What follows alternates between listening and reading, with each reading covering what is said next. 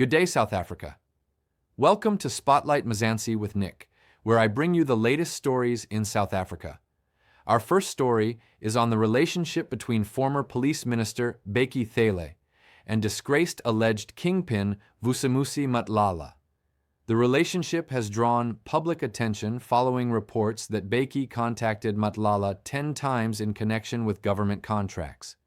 The interactions, detailed in recent investigative reports, have sparked questions about the nature of their professional ties and the broader implications for transparency in South Africa's public procurement processes.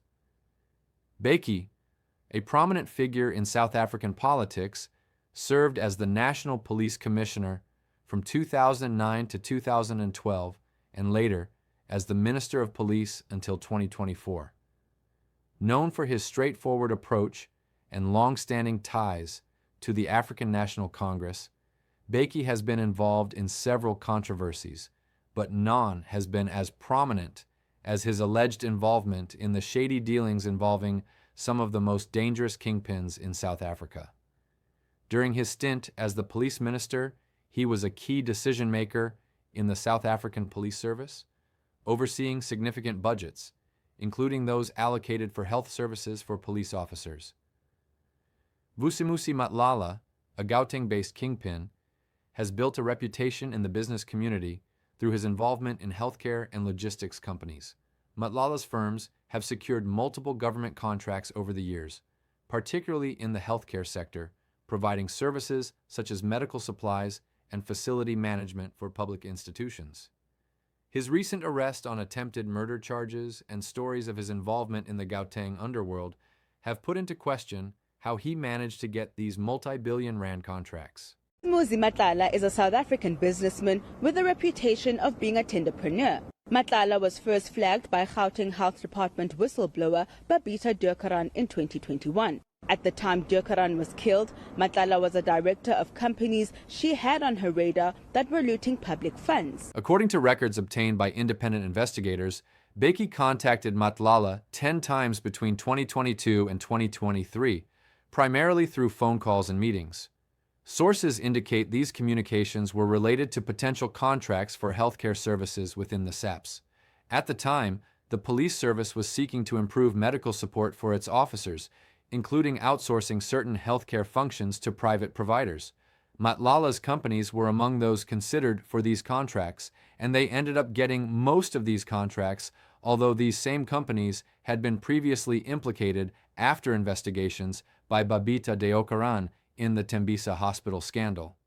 The murdered whistleblower uncovered some serious corruption involving these shady companies. The exact details of the conversations remain undisclosed between Bheki and Matlala.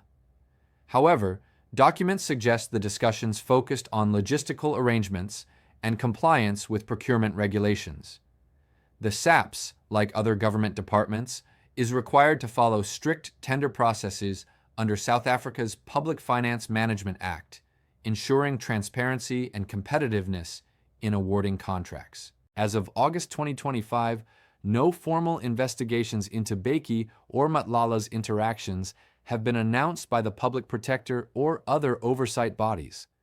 However, the reports of their communication have prompted calls for a review of SAP's tender records to confirm adherence to procurement guidelines. Bheki has transitioned to a less prominent role within the ANC following the end of his tenure as police minister. For now, the public awaits further clarity on the nature of the 10 contacts and what they might reveal. Our second story is on 3 Democratic Alliance members of Parliament who narrowly escaped serious harm during a brazen attempted robbery in Philippi, East Cape Town on August 19, 2025.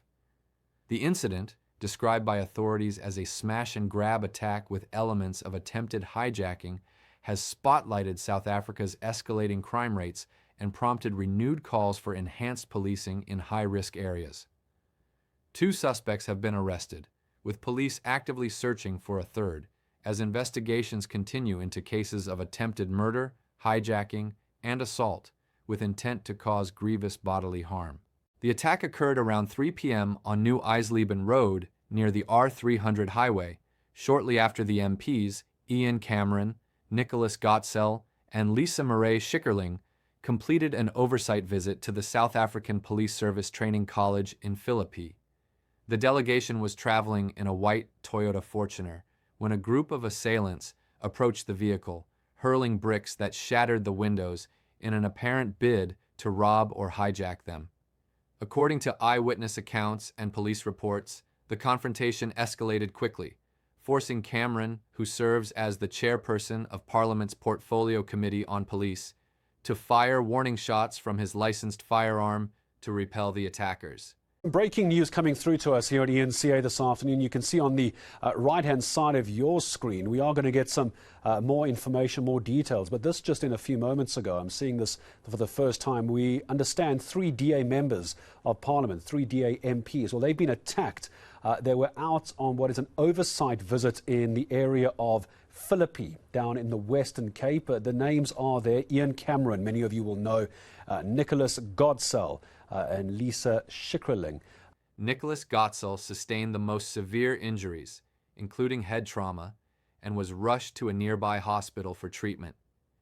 Ian Cameron suffered cuts requiring stitches and a broken tooth from the impact of a brick, while Lisa Marie Schickerling reported minor bruises but did not require hospitalization. All 3 MPs are said to be recovering well, with Cameron later sharing on social media that the experience underscored the daily dangers faced by ordinary South Africans.